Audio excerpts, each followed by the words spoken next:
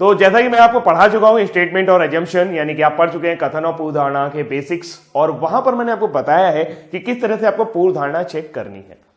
पूर्व धारणा चेक करते टाइम आपको सबसे ज्यादा जो इंपॉर्टेंट बात दिमाग में रखनी है ये कि पूर्व धारणा यानी कि पहले से ही जो कुछ एज्यूम किया गया है वो पूर्व धारणा कहलाता है।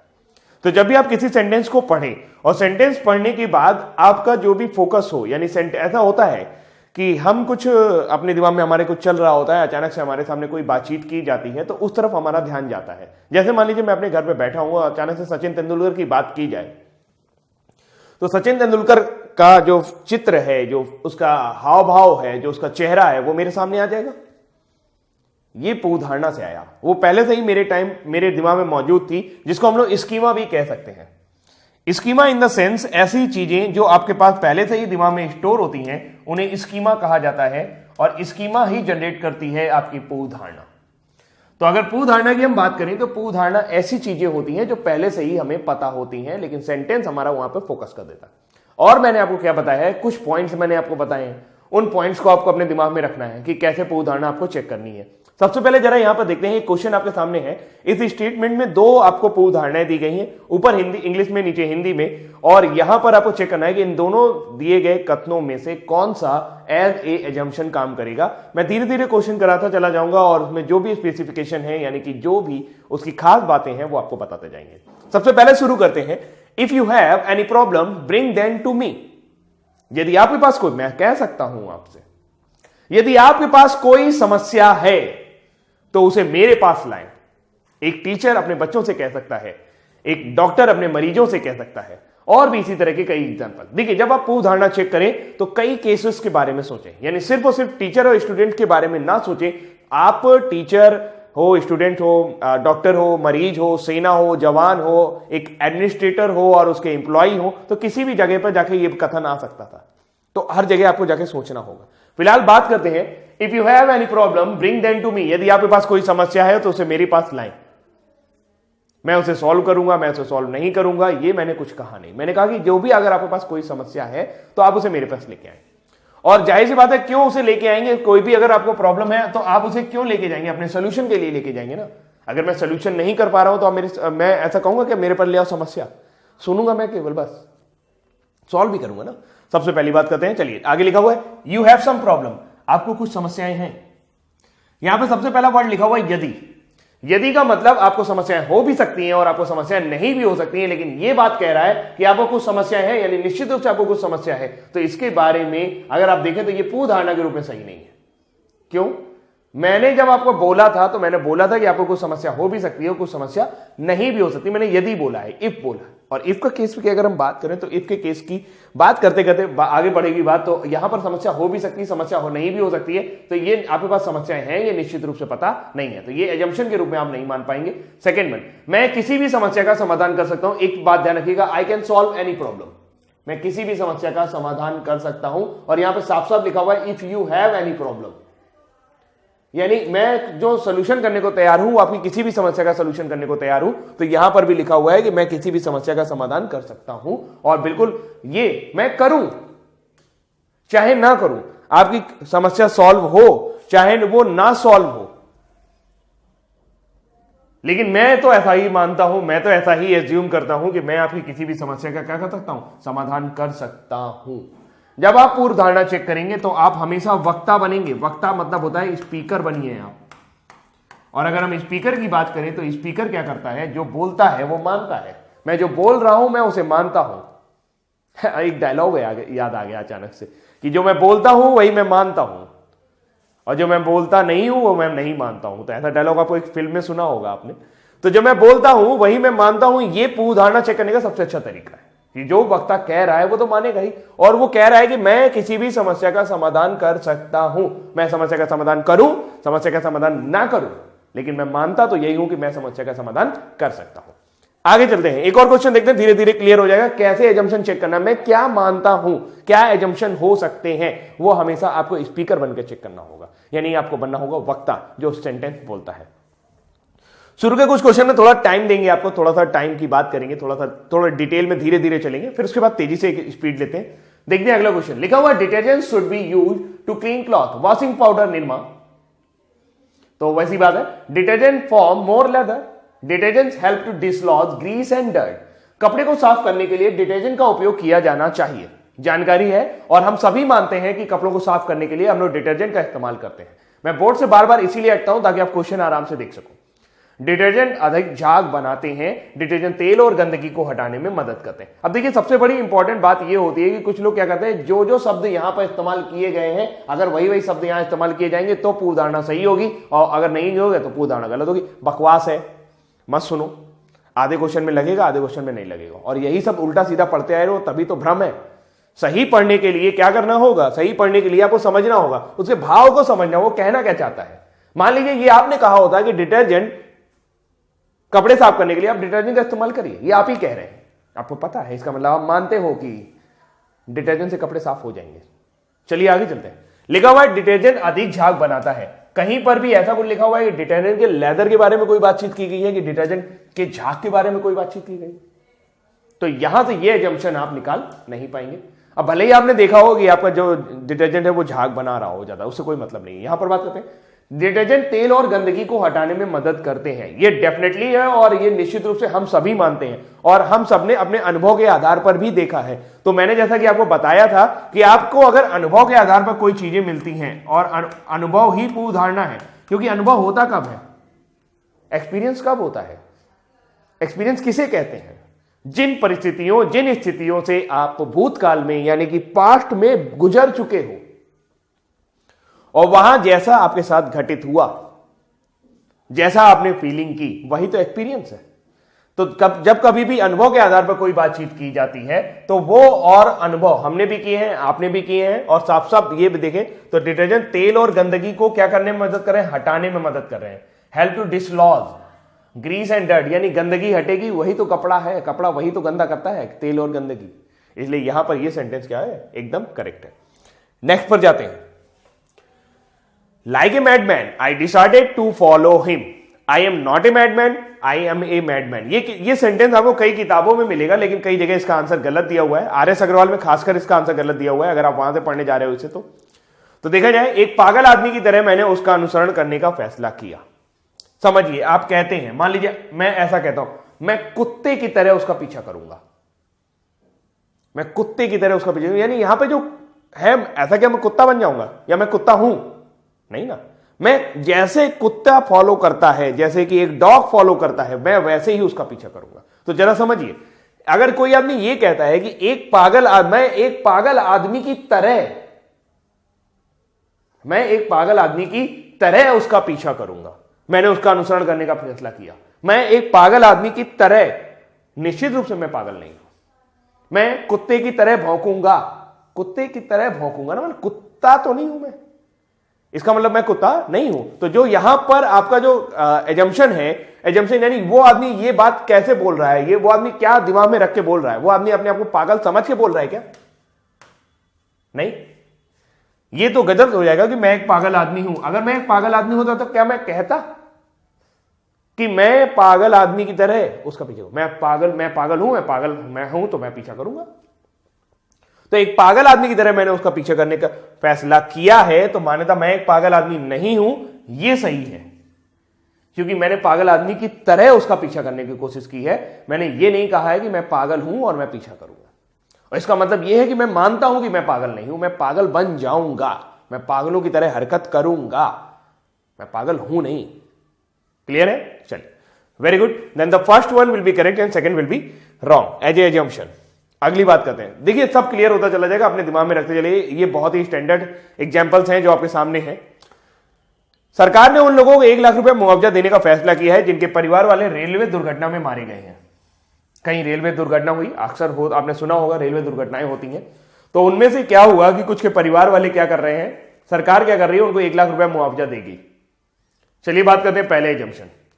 सरकार ने कितना मुआवजा देने की बात की है? 1 लाख। पहला, the government has enough fund to meet the expenses due to compensation, यानी कि सरकार के पास मुआवजा देने के लिए पर्याप्त धन है। अब यहां पर आपको क्या बनना होगा, क्या बन के सोचना होगा? यहां पर आपको गवर्नमेंट बन के सोचना होगा, एक गवर्नमेंट बॉडी बन के सोचना होगा, यहां पर आपको एक सरकार बन के सोचना होगा। और आपको देखना होगा, बताना होगा कि अगर आप सरकार होते और आपने 1-1 लाख रुपए डिसाइड किया है, आपने 50 लाख क्यों डिसाइड नहीं किया, या आपने 10 लाख क्यों डिसाइड नहीं किया?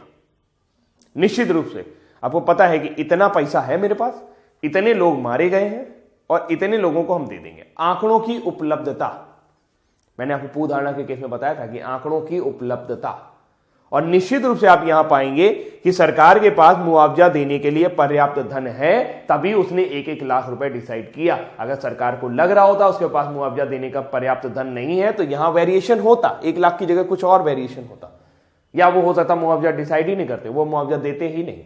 तो then the first one will be सरकार के पास मुआवजा देने के लिए पर्याप्त धन है, आंकड़ों की पर्याप्तता है, इसलिए आप उसे दे सकते हैं। एग्जिस्टेंस भी मैंने आपको बताया था कि एग्जिस्टेंस एंड नॉन एग्जिस्टेंस क्या चीज होती, तो वहां से इसको थोड़ा सा रिलेट कर लीजिएगा, वो सही है।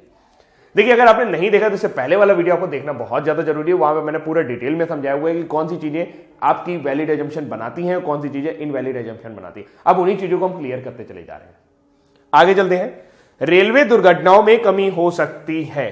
ऊपर दिए गए सेंटेंस से रेलवे दुर्घटनाओं में कमी के बारे में कोई जानकारी उपलब्ध नहीं हो पा रही है। हमें यह नहीं पता चल पा रहा है कि रेलवे की दुर्घटनाओं में कमी हो पाएगी कि नहीं हो पाएगी, तो हाल फिलहाल ये गलत है और ये सेंटेंस एज ए एजम्पशन सही नहीं है। ठीक, अगले सेंटेंस की ओर जाते हैं हम। 5वां, never before such a lucid book was available on the topic. इससे पहले कभी भी इस तरह की आकर्षक किताब उपलब्ध नहीं थी। चलो, किसी किताब के बारे में कहा गया होगा ये आई नई किताब, और ये जो किताब आप देख रहे हो इससे पहले इतनी बढ़िया किताब नहीं थी।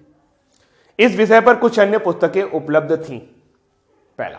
दूसरा, आप बहुत कम विषयों पर स्पष्ट किताब लिख सकते हैं। कुछ आउटराइटली रिजेक्टेड कर देते हैं, मतलब सेंटेंस से एकदम ही रिलेट नहीं करते। हम कहां किताब लिखने लगे, लिखा हुआ है साहब आप किताब लिखिए, यानी आप किसी से कहोगे आप किताब, तो ये सेंटेंस का एकदम प्रॉपरली रिलेट नहीं कर रहा है, तो इसको आउटराइटली रिजेक्टेड कर सकते हैं, यानी कि एकदम बेकार सेंटेंस है, एब्सर्ड है, बकवास है। कहां रिलेट कर पा रहा है कि इससे पहले ये बुक अवेलेबल नहीं थी, तो इसका मतलब हुआ कि आपने लिखी है क्या? नहीं, ये तो आप कभी नहीं कहोगे। क्या एजम्पशन रहा होगा ये सेंटेंस के टाइम, इस सेंटेंस के टाइम क्या एजम्पशन रहा होगा?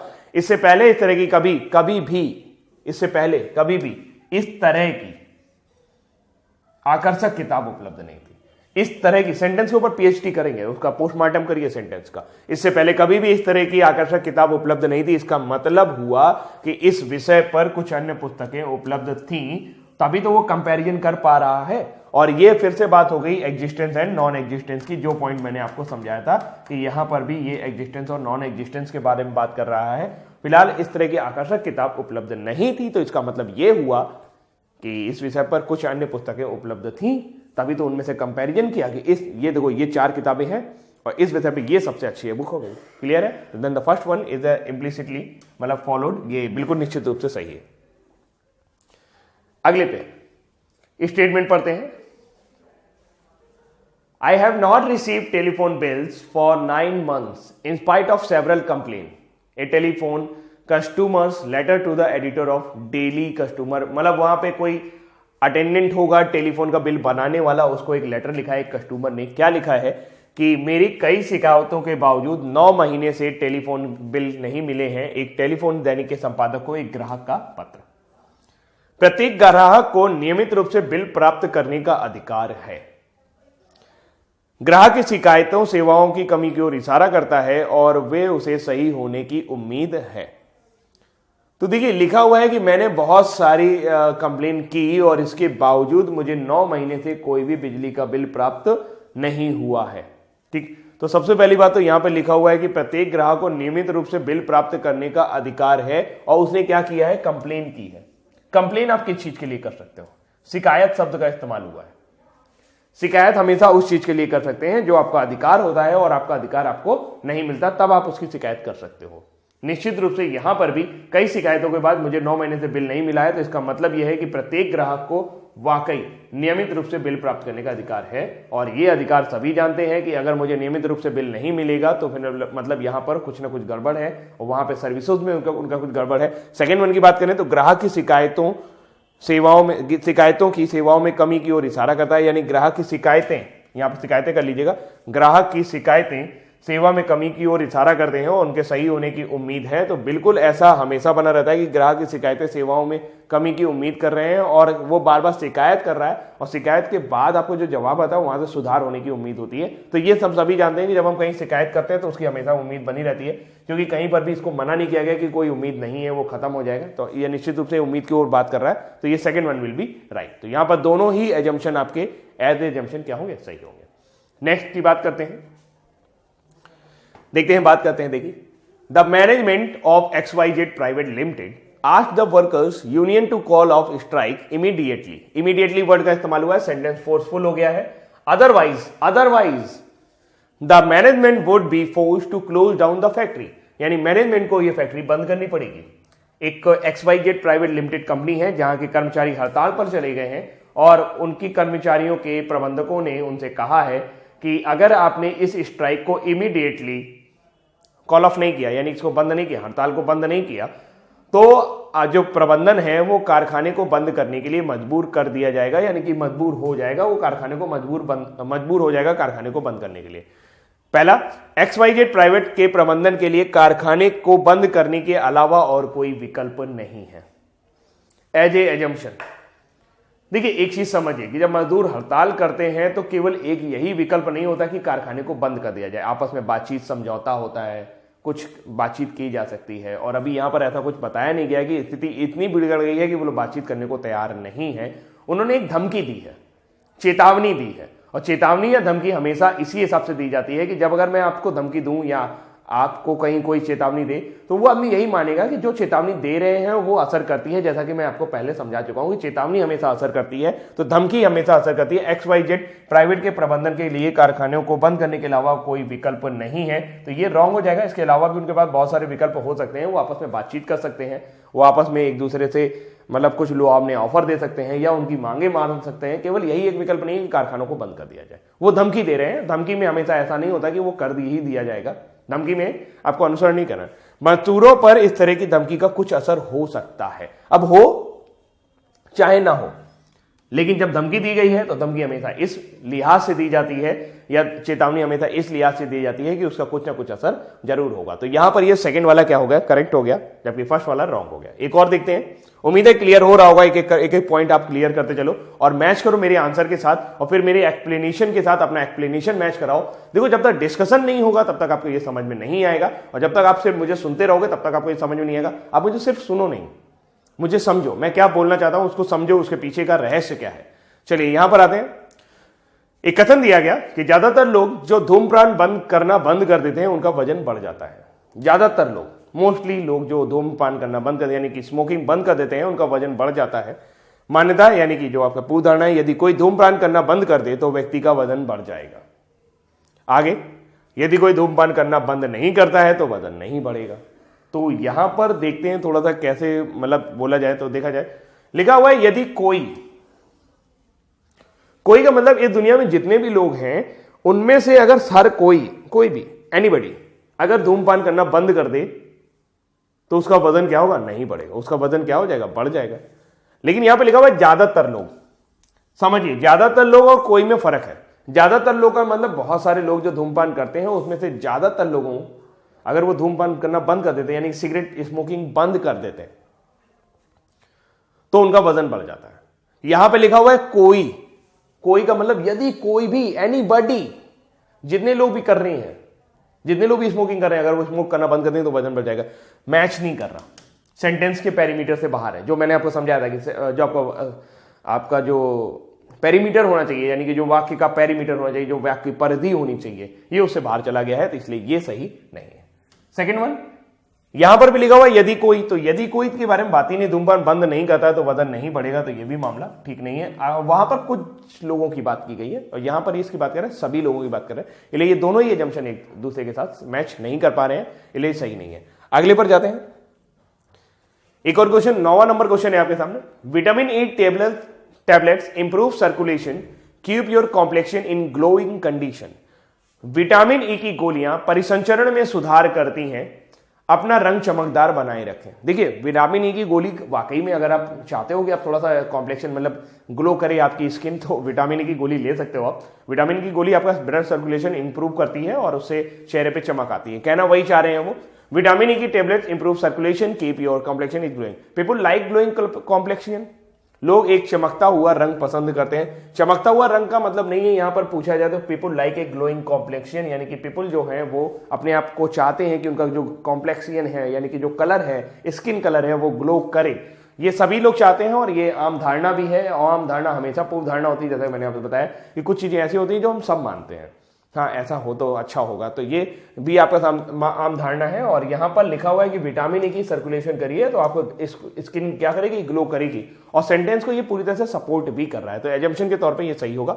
रक्त परिसंचरण की अनुपस्थिति में रंग फीका पड़ जाता है। और बिल्कुल अगर देखा जाए तो सेंटेंस में जो बात कही गई है अगर हम उसके अपोजिट जा रहे हैं तो उसका इफेक्ट भी अपोजिटली हो रहा है। तो यहां पर भी मामला ये क्या होने वाला है, सही होने वाला है। ये दोनों ही चीजें सही है कि रक्त परिसंचरण के अभाव में यानी अनुपस्थिति में अगर रक्त परिसंचरण कम हो जाएगा तो जो आपका ग्लो करने वाला कॉम्प्लेक्शन है यानी कि बिकम डल, ये थोड़ा सा डल हो जाएगा in the absence of circulation. तो ये दोनों ही सेंटेंस यहां पर एज ए एजम्पशन सही होंगे। अगले सेंटेंस की ओर जाते हैं। Computer education should start at school itself. Computer शिक्षा स्कूल में ही शुरू हो जानी चाहिए। कंप्यूटर सीखना आसान है, कंप्यूटर शिक्षा में आसानी से नौकरी मिल जाती है। क्या लगता है आपको, क्या लगता है इस सेंटेंस को पढ़कर? देखिए लिखा हुआ है कंप्यूटर शिक्षा स्कूलों में ही शुरू हो जानी चाहिए। स्कूलों में कौन पढ़ता है? हम बड़े हो गए हैं, स्कूलों में पढ़ते हैं बच्चे। और आप देख रहे हो कि आजकल की डेट में कंप्यूटर शिक्षा जो है, कंप्यूटर एजुकेशन है, वो स्कूलों में लागू कर दी गई है। मतलब वहां पे पढ़ते हैं बच्चे, कंप्यूटर पढ़ते हैं। और अगर वो कंप्यूटर पढ़ रहे हैं तो इसका मतलब जो आपका स्कूल का एजुकेशन है, ये जो कंप्यूटर है, ये सीखना आसान है, तभी आप उन्हें बच्चों में सिखा सकते हैं। फिलहाल मान लीजिए अगर आप ये बात प्रोडक्ट कर रहे हो यानी प्रोजेक्ट कर रहे हो, आप ये कह रहे हो कि कंप्यूटर को स्कूलों में लागू कर देना चाहिए, तो इसका मतलब आपके लिए कंप्यूटर आसान है। अब हो सकता है किसी को आसान लगे, किसी को आसान ना लगे, लेकिन as a speaker, as a assumption, as a speaker का ही एजम्पशन होता है। मैं आपको पहले भी समझा चुका हूं। तो यहां पर ये आपको अच्छा लग रहा है, ये आपको सही लगता है कि कंप्यूटर सीखना आसान है, इसीलिए आप चाहते हो कि उसको कहां रख दें, स्कूलों में रख दें। कंप्यूटर शिक्षा में आसानी से नौकरी मिल जाती है। Computer education pets job easily. इसके बारे में कोई जानकारी उपलब्ध ना होने के कारण और ये सेंटेंस और ये वाक्य आपका कंप्यूटर शिक्षा में आसानी से नौकरी मिल जाती है, सेंटेंस के पैरामीटर से बाहर होने के कारण आपका क्या हो जाएगा, गलत हो जाएगा। एक और देखते हैं अगला। It is desirable to put the child in school at the ages of 5 और सो, यानी कि 5 वर्ष की आयु में बच्चों को स्कूल में रखना वांछनीय है। या ऐसा बहुत सारे माता पिता ऐसा मानते हैं कि 5 साल तक बच्चे को स्कूल में आ जाना चाहिए, मतलब बच्चे स्कूल में रख देना चाहिए। तो देखते हैं at the age of the child reach, मतलब इस उम्र पर बच्चा reach appropriate level of development and ready to learn, उस उम्र में बच्चा विकास के उचित स्तर तक पहुंच जाता है और सीखने के लिए तैयार हो जाता है कर लीजिएगा हिंदी में इसे, सीखने के लिए तैयार हो जाता है। तो देखिए सही बात करें तो यहां पर इट इज डिजायरेबल बोला गया है, तो वांछनीय है मतलब ऐसा करना चाहिए बोला गया है। और अगर ऐसा करना चाहिए तो निश्चित रूप से हम सभी मानते हैं कि उस उम्र तक बच्चा विकास के उचित स्तर तक पहुंच जाता है और वो सीखने के लिए तैयार होता है। Then it supports your sentence, ये आपके सेंटेंस को सपोर्ट कर रहा है, then it will be correct. School 6 साल उम्र के बाद बच्चों को स्वीकार नहीं करते। ऐसा कोई रूल या रेगुलेशन हमें यहां दिखाई नहीं दे रहा है। हाँ कुछ स्कूल ऐसा करते जरूर हैं, लेकिन वो हमारे रेगुलेशंस में फॉलो नहीं है। कहीं ना कहीं किसी न किसी स्कूल में तो एडमिशन हो ही जाएगा। तो फिलहाल second one will be wrong, then the first one will be correct. Next question की ओर जाते हैं। Why don't you go to the court if the employer does not pay you the provident fund contribution? यदि नियोक्ता यानी कि जो आपके मालिक हैं, आप कहीं सर्विस कर रहे हैं, वहां का जो भी आपका एम्प्लॉयर है, अगर आपको प्रोविडेंट फंड के भुगतान नहीं करते हैं तो आप अदालत में क्यों नहीं जाते हैं? किसी ने किसी से कहा कि यदि नियोक्ता आपको प्रोविडेंट फंड के योगदान यानी कि भुगतान नहीं करते हैं तो आप अदालत क्यों नहीं जाते हो?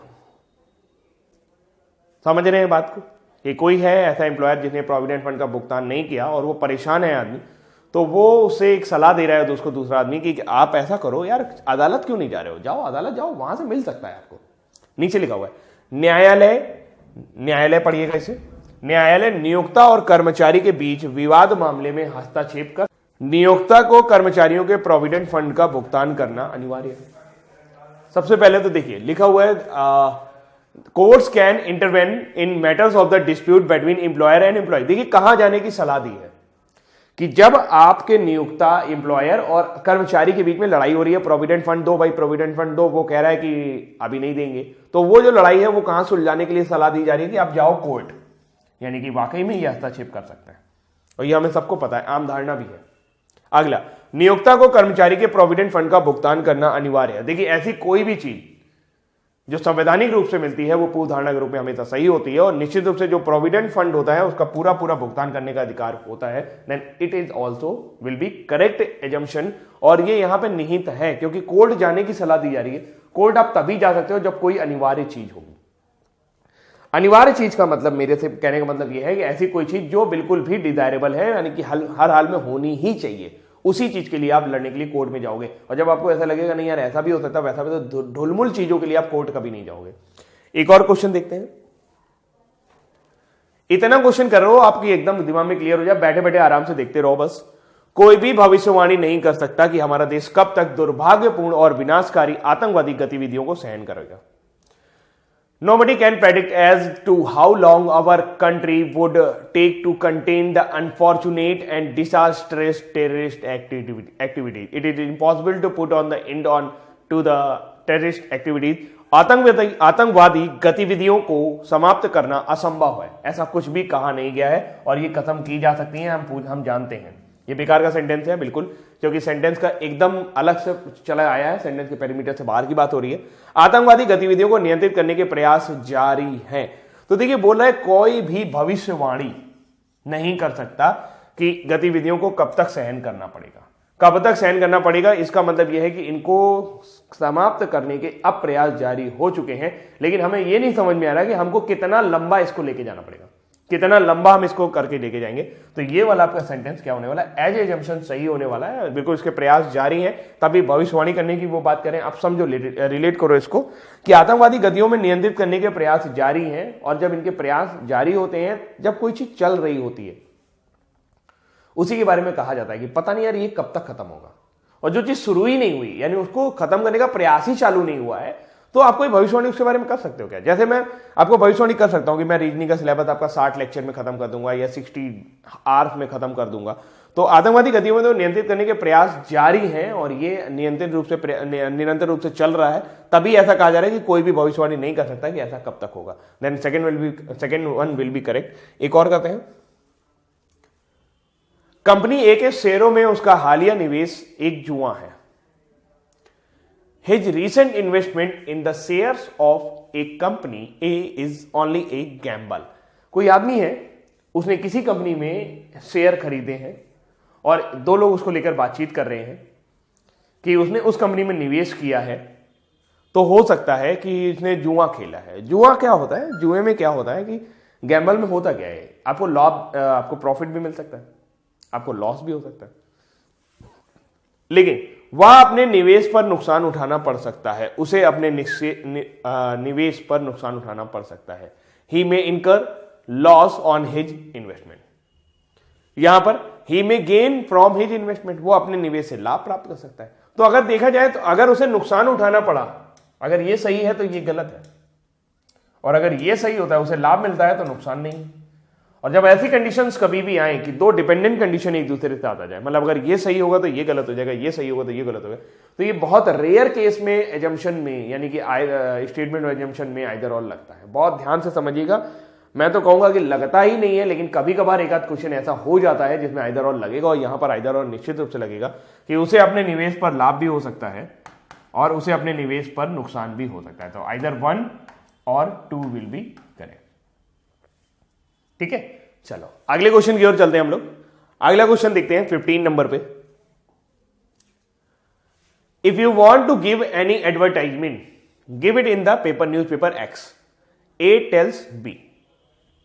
समझिए, एक चीज मैं आपको और बता दूं कि थोड़ा सा मैंने पहले भी डिस्कस किया है कि अगर कहीं पर भी यदि आए, यदि का मतलब हमेशा आदमी संभावना में बात करता है। यदि ऐसा हो, यदि ऐसा हो, यदि वैसा हो, यदि ये हो, यदि वो हो, मतलब वो चीज निश्चित रूप से अभी हुई नहीं है, वो हो भी सकती है और नहीं भी हो सकती। तो कहने का मतलब ये है कि यदि if you want to give any advertisement give it in the newspaper X. यदि आप कोई विज्ञापन देना चाहते हैं तो उसे अखबार एक्स में दें काट दीजिएगा, उसे अखबार एक्स में दें। ए ने बी को सलाह दी, मान्यता यानी कि पूर्वधारणा। बी अपने उत्पादों का प्रचार करना चाहता है, निश्चित रूप से कह रहा है।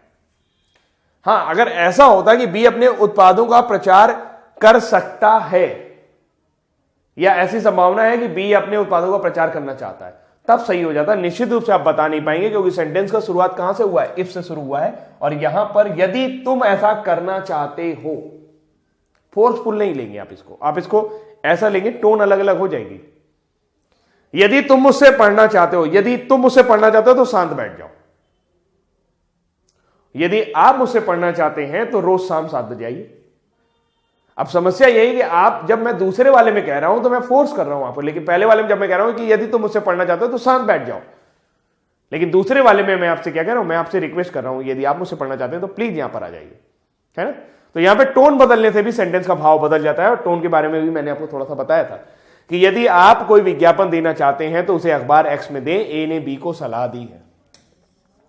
अब बी अपने उत्पादों का प्रचार करना चाहता है या नहीं चाहता, इसके बारे में जानकारी उपलब्ध नहीं है, इसलिए यह सेंटेंस के तौर पे क्या हो जाएगा, गलत हो जाएगा। ए ने बी को क्या दिया है, सलाह दी है। ठीक है, रुके। अब बी अपने उत्पादों का प्रचार करना चाहता है, तो यहां पर बी अपने उत्पादों का प्रचार करना चाहता है या नहीं, यहां पर इफ के स्टेटमेंट की वजह से आप इसे क्या करेंगे, रॉन्ग करेंगे, क्योंकि यदि तुम ऐसा करना चाहते हो तो ये करो। अगला, समाचार पत्र एक्स का व्यापक प्रचलन है। क्यों उसने एक्स को ही सलाह दी, क्यों उसने एक्स को ही कहा कि आप एक्स वाले पेपर में ही अपनी दें। निश्चित रूप से एक्स का ज्यादा सर्कुलेशन होगा, तो ये आपका क्या होने वाला है, सही होने वाला। First one is a wrong and second one will be correct.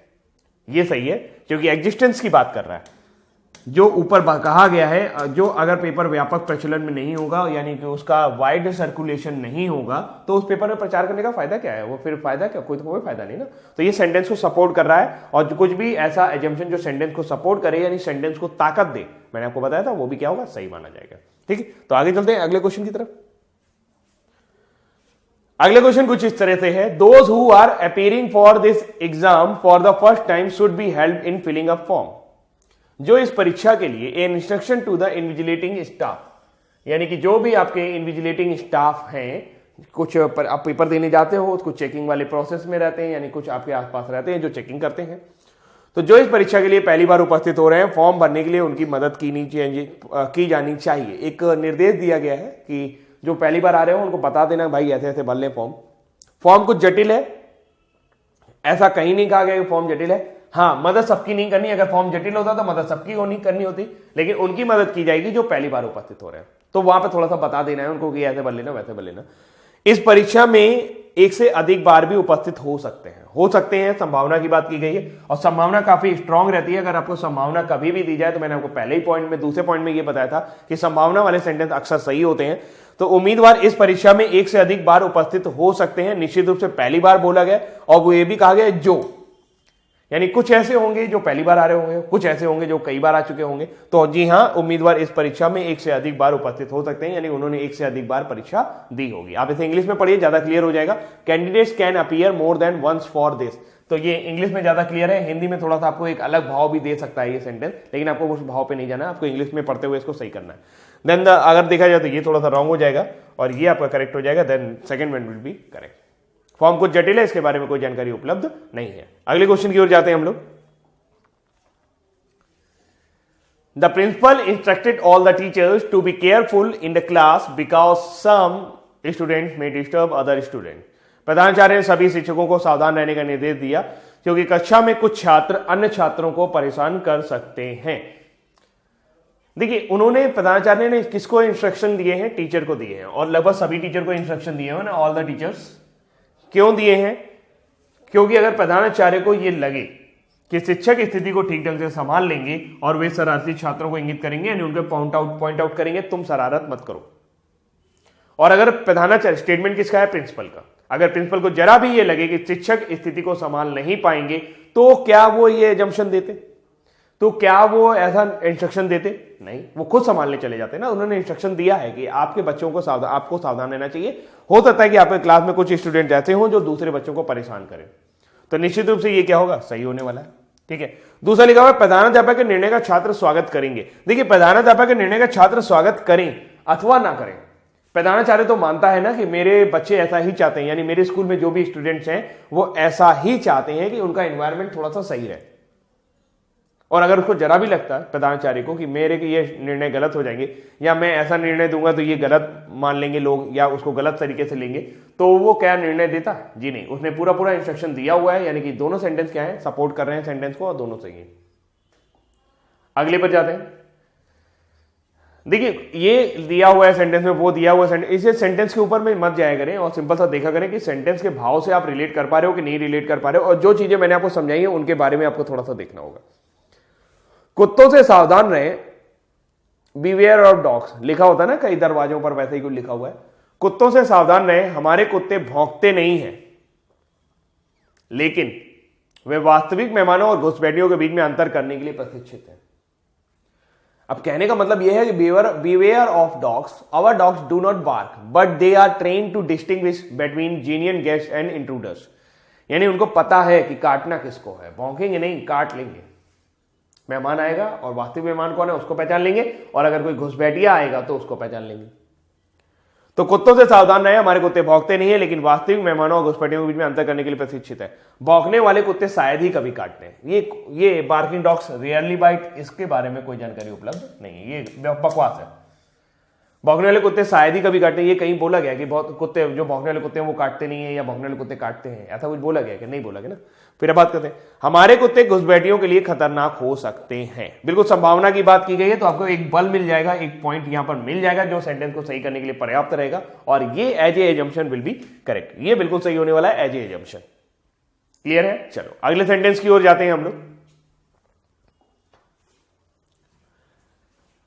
This year, most of the shops and departmental stores are offering prices and discounts on purchases to attract customers. The shop इस वर्ष अधिकांश दुकानें और departmental store ग्राहकों को आकर्षित करने के लिए खरीद पर पुरस्कार दे रहे हैं और छूट दे रहे हैं। आपने देखा होगा कई सारे दुकानदार ऑफर वगैरह चलाते रहते हैं कभी कभी, तो इस साल दुकानदार ऐसा कुछ कर रहे हैं। क्या कर रहे हैं? वो ऑफर दे रहे हैं। वो बड़े बड़े अमेजन की सेल आती है, फ्लिपकार्ट की सेल आती है, आप लोग खरीदते हो त्योहार के दौरान। तो फिलहाल देखो, इस वर्ष अधिकांश दुकानें और डिपार्टमेंटल स्टोर ग्राहकों को आकर्षित करने के लिए खरीद और पुरस्कार की छूट देती है। ये दुकान का पूरा, ये जो सेंटेंस का पूरा प्रोफार्मा था वो बन गया। दुकानों और डिपार्टमेंटल स्टोर्स ने अब तक बहुत अधिक लाभ कमाए हैं, कमाई की है, बहुत लाभ कमाई की, इसलिए अब उन्हें इसे साझा करना शुरू कर दिया। ऐसा कोई नहीं करता भाई। यहां पर तो नहीं लिखा कि दुकानदारों ने प्रॉफिट कमाया है और वो अपने प्रॉफिट से शेयरिंग कर रहे हैं। सेंटेंस के पेरीमीटर से बाहर की बात है, एब्सर्ड है, आप इसे सही नहीं मानेंगे। आगे, बिक्री के लिए बहुत सारे सामान उपलब्ध हैं, लेकिन बिक्री बढ़ नहीं रही है और ग्राहकों को कोई नया लाभ नहीं मिल रहा है। तो ग्राहकों को भी इससे कोई ज्यादा लाभ नहीं मिल रहा है। नीचे लिखा हुआ है कि कहां गया ये, lots of goods are available but the sale is not shooting. Shooting का मतलब बढ़ नहीं रही है। अब there is no cheer for the customer, और ग्राहकों में भी कोई उत्साह नजर नहीं आ रहा है, और ग्राहक भी कुछ नए मतलब अट्रैक्ट नहीं हो रहे हैं हमारी चीजों की ओर। तो उस केस में हम लोग क्या करते हैं? उस केस में हम लोग ऑफर लाना शुरू करते हैं, और जब हम ऑफर लाना शुरू करते हैं तो उस केस में ये वाला आंसर सही होगा। Second one will be correct. Second one will be correct. ये सभी पूरी दुनिया जानती है कि ऐसा ही होता है और ये सही रहेगा। अगले सेंटेंस की ओर जाते हैं हम लोग। Provide mid day meals to the children in primary school to increase the number of student attending school. Mid day meals will attract the children to the school. Those children who are otherwise deprived of good food will attend the school. देखिए, प्राथमिक स्कूलों में छात्रों की संख्या बढ़ाने के लिए उन्हें मध्याह्न भोजन दें। मिड डे मील इसीलिए बनाया ही गया था। एक्चुअल में मिड डे मील की शुरुआत इसीलिए की गई थी ताकि जो बच्चे हैं, जो प्राथमिक स्कूल होते हैं, जो प्राइमरी स्कूल होते हैं, उसमें और बच्चों को अट्रैक्ट किया जा सके। हो सकता है वो खाने के लालच में ही यहां चले आएंगे। तो देखते हैं कौन सा सही है कौन सा गलत, लेकिन थोड़ा सा बहुत इत्मीनान से देखिएगा। क्वेश्चन आया हुआ है, मध्याह्न भोजन बच्चों को स्कूल में आकर्षित करेगा। निश्चित रूप से आप तो यही मानते हो भाई, आपने मिड डे मील दिया, कोई खाए या ना खाए, लेकिन होगा तो ऐसा ही कि जब वो मध्याह्न भोजन बच्चों को स्कूल में मिलेगा तो आप तो यही मानते हो ना, बच्चे आए चाहे ना आए ये अलग बात है, लेकिन आप मानते क्या हो, क्या सोच के आपने मिड डे मील दिया? यही तो सोचा कि मध्याह्न भोजन बच्चों को स्कूल की ओर आकर्षित करेगा, यानी स्टूडेंट्स हैं, जो चिल्ड्रेन हैं वो स्कूल की ओर अट्रैक्ट होंगे, विल अट्रैक्ट टू द, ठीक है। तो पहला वाला तो सही है। सेकंड वन, वे बच्चे जो अच्छे भोजन से वंचित हैं स्कूलों में भाग लेंगे। देखिए ऐसा जरूरी नहीं है कि जो बच्चे जो अच्छा खाना नहीं खा पाते वो सब स्कूल की ओर आकर्षित हो जाएंगे। ये सेंटेंस सबको कवर करता है, ये सेंटेंस ज्यादा पैरामीटर की बात करता है। वे बच्चे जो अच्छे भोजन से वंचित हैं, जो भी अच्छे भोजन से वंचित हैं वो सब स्कूल की ओर आ जाएंगे, ऐसा तो नहीं कह रहा। और वे सबका इस्तेमाल नहीं, आपके लिए वो स्कूलों में भाग लेंगे, वो स्कूलों में आएंगे, तो सबकी बात नहीं की जा सकती, हाँ उनमें से कुछ आ सकते हैं। तो ये पैरामीटर से ज्यादा बड़ा हो जाने की वजह से क्या होगा, हम इसको रॉन्ग मानते हैं, इसको सही नहीं मानेंगे एज एजम्पशन। क्यों सही नहीं मानेंगे? वे बच्चे जो अच्छे भोजन से वंचित हैं, यानी जितने भी बच्चे इस संसार में हैं जो भी अच्छे भोजन नहीं खा रहे हैं वो सारे के सारे स्कूल भागेंगे? ये तो जरूरी नहीं है। हाँ ये है कि स्कूल की ओर आकर्षित करेंगे बच्चे, हो सकता है जो जितने अभी आ रहे थे उससे ज्यादा आने लगे, उनको अट्रैक्शन बढ़ेगा स्कूल की ओर। वो स्कूल कभी आते हैं कभी नहीं आते हैं, और कभी स्कूल में इसलिए मतलब आते हैं 2-3 दिन, तो हो सकता है वो खाने के लालच में आना शुरू कर दें, उनको कम से कम ये तो लगेगा चलो स्कूल में खाना मिलेगा। लेकिन जो बच्चे जो भी ऐसे बच्चे हैं जो डिप्राइव्ड हैं, यानी कि जिनको बिल्कुल भी कभी अच्छा भोजन नहीं मिला, वो स्कूल की ओर आ जाएंगे। सब नहीं आ सकते, कुछ आ सकते हैं, और कुछ, क्योंकि यहां पर बोला गया वे बच्चे जो स्कूल अच्छे भोजन से वंचित है, एज ए एजम्पशन आप इसे सही नहीं ले सकते, क्योंकि जिसने भी सेंटेंस बोला होगा उसने सारे बच्चों को टारगेट नहीं किया होगा, उसने कहा कुछ तो पढ़ेंगे। तो यहां पर ये पैरामीटर से बड़ा हो जाने की वजह से हम इसको रॉन्ग मानेंगे। अगले क्वेश्चन की ओर जाते हैं। 5 मंजिला इमारत की सबसे ऊपरी मंजिल पर एक निर्देश। बहुत अच्छा क्वेश्चन है, मेरे फेवरेट क्वेश्चन में से एक है, जो मैं पढ़ाता हूं उनमें से एक ये है, वो इसलिए क्योंकि दिमाग लगाना पड़ेगा। कृपया नीचे जाते समय लिफ्ट का उपयोग ना करें। कृपया नीचे जाते समय लिफ्ट का उपयोग ना करें, यानी ऊपर आते टाइम आप कर सकते हो। लिखा हुआ है नीचे जाते समय लिफ्ट किसी भी भार को ले जाने में असमर्थ है। कितने लोग इसे सही करोगे? सोचो। पहली नजर में ये सेंटेंस सही लगता है क्योंकि बाकी सभी क्वालिफाई कर जाता है, लेकिन ये सेंटेंस एज ए रॉन्ग है। उसका एक्सप्लेनेशन मैं आपको देता हूं। देखिए कहीं पर भी लिफ्ट के बारे में ऐसा नहीं लिखा हुआ है कि लिफ्ट का इस्तेमाल क्यों नहीं करें, है ना। आप में से जो आदमी इसको पढ़ेगा वो एक कंक्लूजन ड्रॉ करेगा, इसीलिए ये जो सेंटेंस है ये एज एक कंक्लूजन तो सही हो सकता है, वो कंक्लूजन ड्रॉ करेगा। आप जब सेंटेंस पढ़ते हैं, आपने जब ये दिया होगा कि 5 मंजिला इमारत की सबसे ऊंची मंजिल पर आपने एक निर्देश दिया, आपने दिया नीचे जाते समय लिफ्ट का इस्तेमाल ना करें, उससे कई रीजन हो सकते हैं। उसका ये रीजन एकदम निश्चित तौर पे ये नहीं हो सकता कि नीचे जाते समय लिफ्ट किसी भार को ले जाने में असमर्थ है। हो सकता है कि लिफ्ट से भी लोग ऊपर आ रहे हो, सीढ़ियों से भी ऊपर आ रहे हो, और वो सबके सब नीचे जाने के लिए लिफ्ट का सहारा ले, तो लिफ्ट में बहुत भीड़ बढ़ जाती होगी, या लिफ्ट में बहुत जाम लग जाता होगा, या बहुत सारे लोग बार बार हर मंजिल पर नीचे जाते टाइम वो लिफ्ट को दबाते रहते होंगे। तो सीढ़ियों से उतरना आसान होता है, चढ़ना थोड़ा सा मुश्किल होता है। चढ़ते टाइम लिफ्ट का यूज कर लीजिए, क्योंकि देखिए लिफ्ट भार उठाने में सक्षम है क्योंकि लिफ्ट ऊपर आ सकती है, लेकिन नीचे जाने में असमर्थ है, इसके बारे में जानकारी नहीं है सेंटेंस में कि लिफ्ट में वाकई हुआ क्या है। इसलिए हम सिर्फ और सिर्फ अंदाजा लगा सकते हैं, और जो अंदाजा होता है वो निष्कर्ष होता है, कंक्लूजन होता है। एजम्पशन निश्चित रूप से सही बात होती है जो हमारे दिमाग में एकदम स्पष्ट क्लियर होती है। समझ में आ गया? मतलब हमें ये पता होता है कि हाँ यही चीज होगी, और साफ साफ तौर पर नहीं कही जाती। जैसे ये लिखा हुआ है कि कृपया नीचे जाते समय लिफ्ट का उपयोग ना करें, क्योंकि उसके अंदर ये हो सकता है, क्योंकि उसके अंदर वो हो सकता है, या बहुत ज्यादा भीड़ होगी, वो ना आप लिफ्ट जाम रह जाती होगी, लिफ्ट में ऊपर आने वाले लोगों को दिक्कत महसूस होती होगी। तो इस तरह के कोई भी एजम्पशन वहां पे और कोई भी कंक्लूजन वहां पे हो सकता है, क्योंकि लिफ्ट के बारे में बताया नहीं गया है। लिफ्ट वाकई ऐसा कर रही है कि बाहर ले जाने में असमर्थ है, क्या लिफ्ट बेकार हो गई है, क्या लिफ्ट की केबल टूट गई है, इसके बारे में कोई जानकारी ना उपलब्ध होने के कारण हम इसको सेंटेंस को सही नहीं मानेंगे। उम्मीद है क्लियर कर पाए होंगे हम। लिफ्ट का प्रावधान सुविधा का मामला है, ना कि अधिकार का। सामाजिक नियम है, और मैंने आपको बताया था हमेशा सामाजिक नियम क्या होते हैं, सही होते हैं। वाकई में सही बात है कि लिफ्ट का प्रावधान यानी जो लिफ्ट होती है वो सुविधा के लिए होती है। ऐसा नहीं है कि अगर लिफ्ट लगी हुई है तो आपको अधिकार मिलेगा, नहीं आपको लिफ्ट में जाना ही जाना है, ऐसा नहीं होता। अगर लिफ्ट है तो आपको वो सुविधा का मामला। ये निश्चित रूप से एकदम एक आइडियल सेंटेंस है जो ऐसा मानते हैं और सभी लोग मानते हैं, तो ये पूर्व धारणा के रूप में क्या होगा, सही होगा। ऐसी कोई भी चीज पूर्व धारणा के रूप में हमेशा सही होती है। आगे बात करते हैं अगला, मानसून में शहर की सड़कों पर, एक बात ध्यान रखिएगा कब की बात कर रहा है, मानसून में शहर की सड़कों पर ट्रैफिक जाम होना आम बात है। सबसे बड़ी बात यह होती है कि अनुभव, मैंने आपको एक चीज फिर से बताई थी कि एक्सपीरियंस कुछ होते हैं जो हमारे जीवन में होते हैं। जैसे अगर कोई कहे कि बरसात का मौसम है, हमें पता है कि बारिश होगी। अगर कोई कहे बहुत ठंड का मौसम है, बहुत ठंड है, या आज जनवरी है, तो लोग समझ जाते हैं कि जनवरी है तो मतलब ठंड पड़ रही होगी इंडिया में। क्यों? क्योंकि हमें अनुभव के आधार पर पता है कि जनवरी में ऐसा ठंड होता है। अब यहां पर हम बात करते हैं, देखिए मानसून में शहर की सड़कों पर ट्रैफिक जाम होना आम बात है, और हम सबको पता है कि यह आम बात ऐसा क्यों होता है, ट्रैफिक जाम क्यों हो जाता है, जगह जगह पानी भर जाता है। पानी भरने से सड़क की जो मटेरियल है वो उखड़ जाती है, वहां छोटे छोटे गड्ढे हो जाते हैं, और गड्ढों की वजह से जाम होना आम बात है। यहां पर जो बात की जा रही है बिल्कुल उसी लहजे में कही जा रही है, तो ये एक्सपीरियंस के तौर पे आपको पता है। वहां अब ये मत कहना कि वहां लिफ्ट वाले में भी ये बात की गई थी, वहां गड्ढे नहीं बताए गए थे। अरे लिफ्ट वाले में तुमको एक्सपीरियंस था क्या, तुमको अनुभव हो तो हुआ था क्या कि लिफ्ट में जाने से मना क्यों किया गया? लिफ्ट में जाने से मना इसलिए थोड़ा ना किया गया था कि लिफ्ट से नीचे नहीं जाओगे, लिफ्ट से जाने से मना पता नहीं किस कारण से किया वो नहीं पता, वहां अनुभव नहीं ले सकते। लेकिन यहां मानसून शब्द है, इससे पूरी दुनिया जब परिचित है, तो इसको आप अनुभव ले सकते हो, इसको आप एक्सपीरियंस के तौर पर ले सकते हो। मेरी बात समझ में आ रही है? सड़क निर्माण के लिए प्रयुक्त सामग्री मानसून का सामना नहीं कर पाती, जिसमें से असंख्य संख्या में सड़कों पर गड्ढे हो जाते हैं। बिल्कुल ये क्या है, सही है, ये सही, उसका रीजन भी है, उसका इफेक्ट भी बता रहा है कि मानसून में होता क्या है कि सड़क निर्माण के लिए जो प्रयुक्त सामग्री होती है वो मानसून का सामना नहीं कर पाती है, और उसमें छोटे छोटे क्या हो जाते हैं, गड्ढे हो जाते हैं। इंग्लिश में पढ़ लेते हैं इसको एक बार।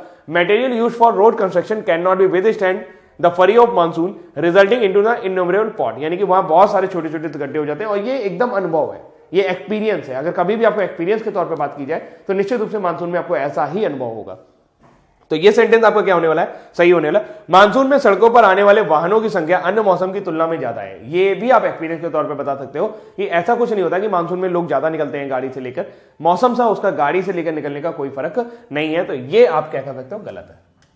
उम्मीद है ये चीज आपको मैं क्लियर कर पाया होगा, इसीलिए मैंने दोनों क्वेश्चन एक साथ रखे थे कि इससे पहले वाले क्वेश्चन में भी ऐसा कुछ था जो सेंटेंस में नहीं दिया गया था, लेकिन फिर हमने उसको वहां पे गलत माना था। लेकिन यहां पर भी कुछ ऐसा है जो हमारे दिए गए सेंटेंस में नहीं दिया हुआ है, लेकिन हमें अनुभव के आधार पर उसे चेक करना होगा, यानी हमें समझना होगा कि एक्सपीरियंस के आधार पर हम क्या कह सकते हैं, हमें मानसून का एक्सपीरियंस हमारा क्या रहा है और लोगों का क्या रहता है। ठीक है, चलिए अगले क्वेश्चन पर जाते हैं। अगले क्वेश्चन कुछ इस तरह का है, निजी संपत्ति लिखा हुआ है, कहीं पर लिखा हुआ है private property trace passer will be prosecuted, यानी कि अतिक्रमणियों पर, यानी कि जो भी एक जमीन होती है वहां पे कुछ लोग कब्जा वगैरह कर लेते हैं, तो उसके बारे में कुछ कहा गया है आपसे कि निजी संपत्ति है, अतिक्रमणियों को पर कानूनी कार्रवाई की जाएगी। यानी अगर आपने उस जगह कब्जा जमाने की कोशिश की तो कानूनी कार्रवाई की जाएगी, यानी आप लीगल प्रोसेस में आ जाएंगे। एक जमीन के भूखंड पर नोटिस लिखा हुआ है। अब यहां पर लिखा हुआ है the passer by may read, देखिए मे लिखा हुआ है, मेरे को एक बल मिल जाता है। मैंने आपको बताया कि हमेशा संभावना अगर बात की जाती है तो आप संभावना के सेंटेंस अक्सर सही हो जाते हैं, एक आध कोई उल्टा सीधा मिल जाएगा तो सही नहीं होगा, लेकिन अदरवाइज 90% केस में वो सही हो जाते हैं। राहगीर नोटिस पढ़ सकते हैं और हो सकते हैं अतिक्रमण न करें। तुमने नोटिस लगाई, क्यों लगाई? कोई भी नोटिस लगाओगे तो क्यों लगाओगे? निश्चित रूप से एजम्पशन के रूप में क्या होने वाला है, सही होने वाला है। सेकंड की बात करते हैं, लोग अभियोजन से डरते हैं, the people are scared of prosecution, यानी कि वो जो कानूनी कार्रवाई उनके ऊपर होती है उससे डरते हैं। ऊपर भी यही बात की गई है कि अगर तुमने ऐसा किया तो तुम्हारे साथ ये होगा, अगर आपने ऐसा किया तो तुम्हारे साथ ये होगा। और निश्चित रूप से अगर ऐसा किया जाता है तो अगर ऐसा होने वाला है तो लोग निश्चित रूप से डरते हैं। यहां पर चेतावनी दी जा रही है, तो ये भी सही है, और हम सभी लीगल पॉइंट ऑफ व्यू से डरते हैं, केस वगैरह से सभी डरते हैं, और इसमें कोई दो राय नहीं है। तो ये सेंटेंस के दोनों पार्ट सही होने वाले, दोनों एजम्पशन इसके राइट है। एक और क्वेश्चन देखते हैं जल्दी से। अगला क्वेश्चन कुछ इस तरीके का है, today I must satisfy myself only by looking at a pink-headed duck in a encyclopedia। encyclopedia आप सभी जानते होंगे, विश्वकोश, यानी कि ऐसी कोई फोटो वगैरह थी कि मुझे गुलाबी सिर वाली बतख देखकर खुद को संतुष्ट करना पड़ा। आज मुझे विश्वकोश में ही एक गुलाबी सिर वाली बतख को देखकर खुद को संतुष्ट करना पड़ा, यानी जो उन्हें भी देखा है, जिसने भी देखा है, उन्हें गुलाबी सिर, यानी कि जिस भी बतख के गुलाबी सिर होते हैं, सिर के ऊपर पिंक कलर होता है, उसको विश्वकोश में ही देखकर, यानी कि जो आपका इंसाइक्लोपीडिया था उसी के अंदर देखकर ही मेरे को संतुष्ट होना पड़ा, क्योंकि वो अगल बगल तो अब दिखाई नहीं देती, वो नॉर्मली अब मुझे नजर नहीं आती। कहने का मतलब इसका ये है, उसका जो भाव है, जो सेंटेंस का टोन है, वो यही है कि आज मुझे विश्वकोश में ही, यानी इंसाइक्लोपीडिया पे ही, मैंने नेट पे ही उसकी फोटो देख ली है, उसी से मैं संतुष्ट हो गया हूं, क्योंकि मुझे ऐसे जनरली मिलने वाली तो रही, यानी कि वो बहुत मुश्किल से मिलेगी। गुलाबी सिर वाले बतख अब विलुप्त स्थिति में है। बिल्कुल सही बात है, उसके कहने का भी यही मतलब है, और इसीलिए उसको पता भी है कि गुलाबी सिर वाली जो बतख है अब वो विलुप्त स्थिति में है, यानी कि अब वो जो है, अब वो उस स्थिति में पहुंच गई है कि वो धीरे धीरे इंडेंजर्ड हो गई है, आसानी से दिखाई नहीं देती, देखना पड़ेगा।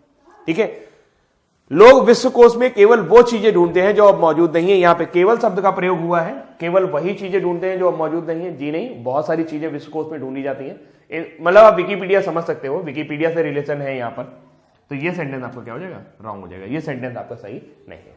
एक और देखते हैं, ए वार्निंग, चेतावनी। ट्रेन के डिब्बे में एक चेतावनी दी गई है, ट्रेन को रोकने के लिए जंजीर खींचो, अनुचित उपयोग के लिए ₹5,000 जुर्माना, सॉरी 500 जुर्माना। A warning in a train compartment to stop train, pull the chain, penalty for improper use is ₹500। कुछ लोग अलार्म श्रृंखला का दुरुपयोग करते हैं। कुछ अवसरों पर लोग चल रही ट्रेन को रोकना चाहते हैं।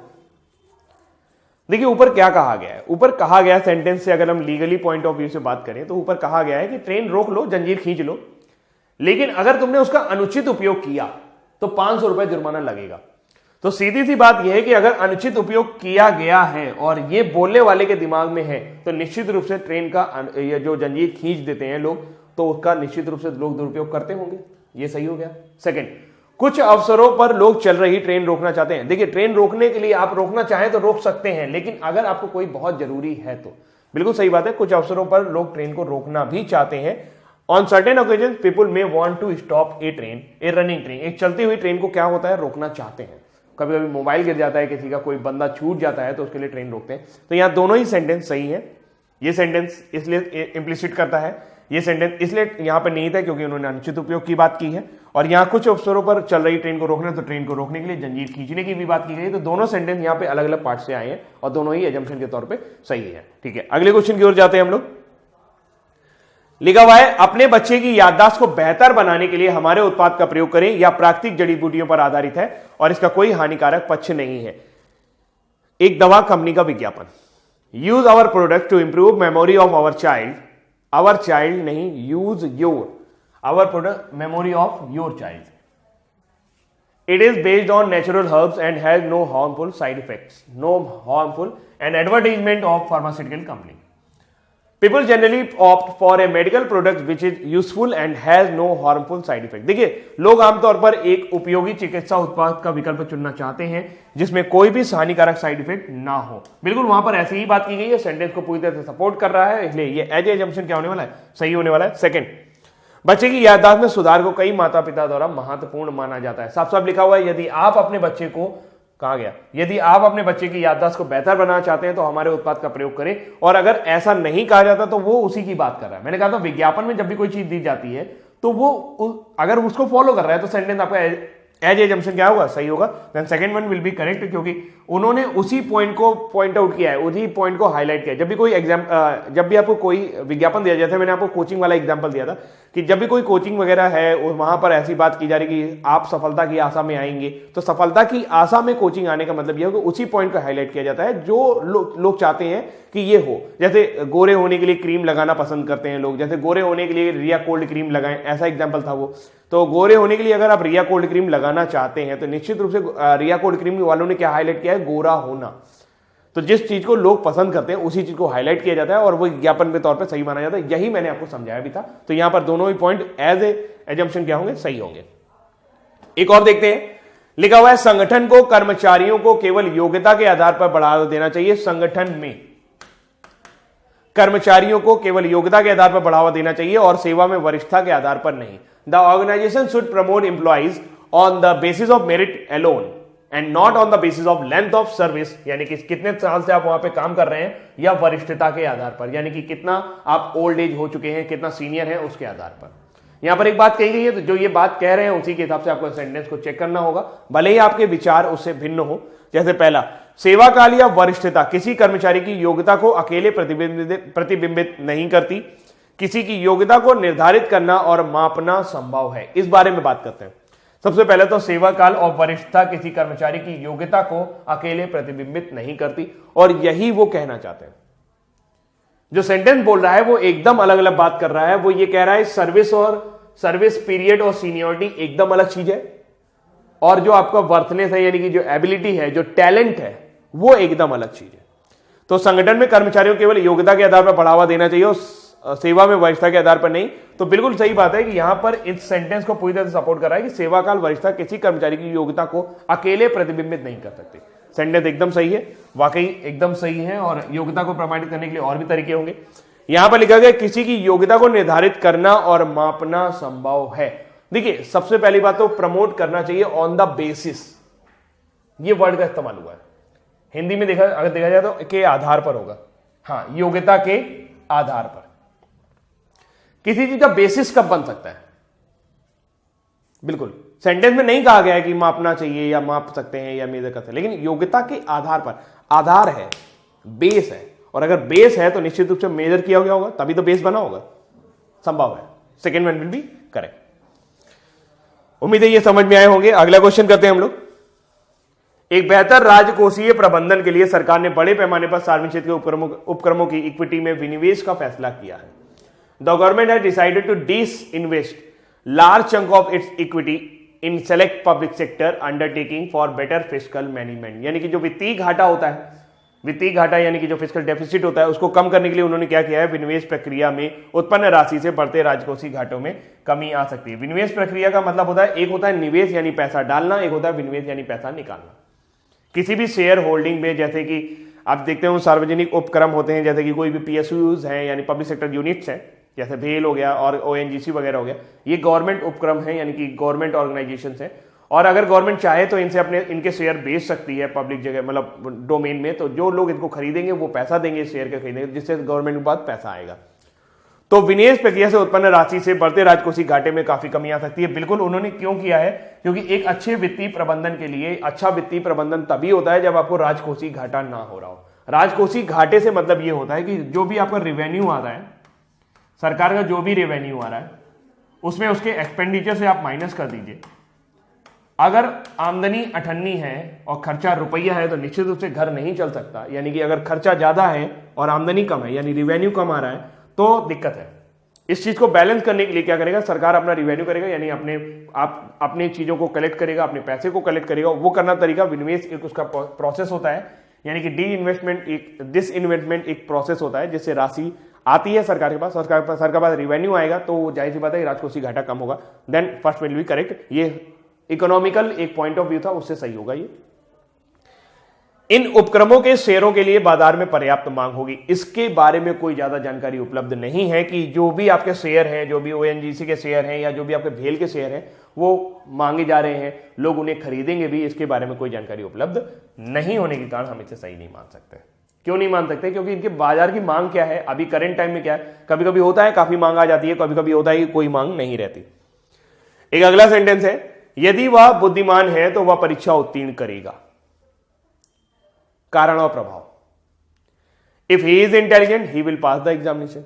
पास करने के लिए बुद्धिमान होना चाहिए। ये एग्जाम्पल मैं आपको पहले ही ऑलरेडी क्लियर बता चुका हूं, ये क्लियर होगा। वह परीक्षा में उत्तीर्ण होगा, उसके बुद्धिमत्ता के बारे में पता नहीं चल पा रहा है, इसलिए ये sentence as a assumption wrong होगा। एक और करते हैं, the last one for this session. 27 साल की कैद ने नेल्सन मंडेला को राष्ट्रपति बनाया। Imprisonment of 27 years made Nelson Mandela the president। Nelson Mandela दक्षिण अफ्रीका के राष्ट्रपति थे। तो जो केवल 27 वर्षों के लिए जेल जाएगा वो राष्ट्रपति बन जाएगा। बकवास सी बात है, ऐसा कुछ नहीं होने वाला कि आप 27 साल के लिए जेल चले जाएंगे तो राष्ट्रपति बन जाएंगे। ऊपर लिखा हुआ है imprisonment for 27 years made Nelson Mandela. वहां उनकी स्थिति एकदम अलग थी और नेल्सन मंडेला राष्ट्रपति बने हैं। नेल्सन मंडेला 27 साल के लिए जेल गए तो राष्ट्रपति बने। ऐसा ना हो कि कोई भी चला जाएगा तो जेल राष्ट्रपति बन जाएगा, ये सही नहीं है, क्योंकि हर आदमी की स्थिति एकदम अलग अलग है। राष्ट्रपति बनने के लिए कारावास एक योग्यता है जी नहीं, वहां जो सेंटेंस कहा जा रहा है उसका टोन एकदम अलग है, उसके कहने का मतलब अलग है, उसके आगे पीछे अलग अलग बातें की गई हैं। और ये सेंटेंस अगर आप गौर से समझ पाए तो आप समझ पाएंगे कि जो कहा जाता है उसके आधार पर तो चेक करते हैं, लेकिन उसके आगे पीछे क्या माहौल है, उस किस माहौल में वो सेंटेंस कहा गया है, ये थोड़ा सा हमें देखना होता है। तो उम्मीद करता हूं ये चीज आपको समझ में आई होगी और क्लियर हो गया होगा पॉइंट कि कैसे आपको स्टेटमेंट और अजम्पशन चेक करने हैं। ये वीडियोस आपके लिए काफी हेल्पफुल हो सकते हैं। तो फिलहाल जितना भी आपको अगर कोई डाउट वगैरह हो तो आप मुझे फीडबैक देना, और फिलहाल आज के लिए इतना ही रखते हैं। Thank you so much, bye bye.